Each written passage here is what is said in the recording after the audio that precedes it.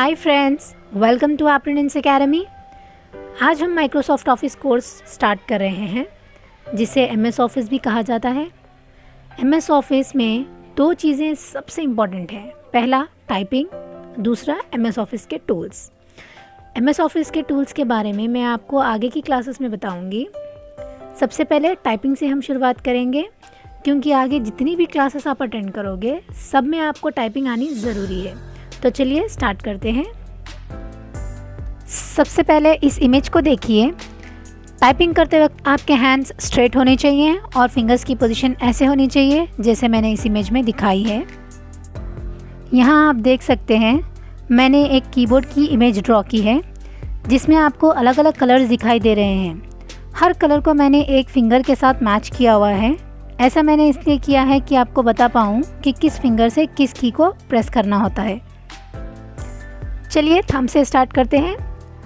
Thumb को हम space button press करने के लिए यूज़ करते हैं।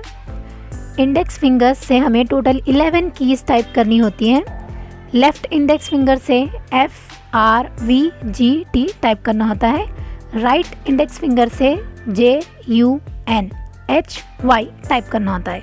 और भी आप लेफ़्ट या राइट इंडेक्स फिंगर से भी टाइप कर सकते हो, जो भी आपको कंफर्टेबल लगे आप टाइप कर सकते हो। मिडिल फिंगर से हमें 6 कीज़ टाइप करनी होती हैं।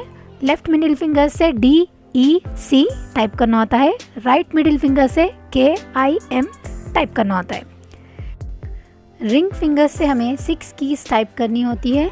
लेफ़्ट रिंग फिंगर से SWX टाइप करना होता है। राइट रिंग फिंगर से LO टाइप करना होता है। लिटिल फिंगर से हमें 6 कीज़ टाइप करनी होती हैं। लेफ़्ट लिटिल फिंगर से AQZ टाइप करना होता है।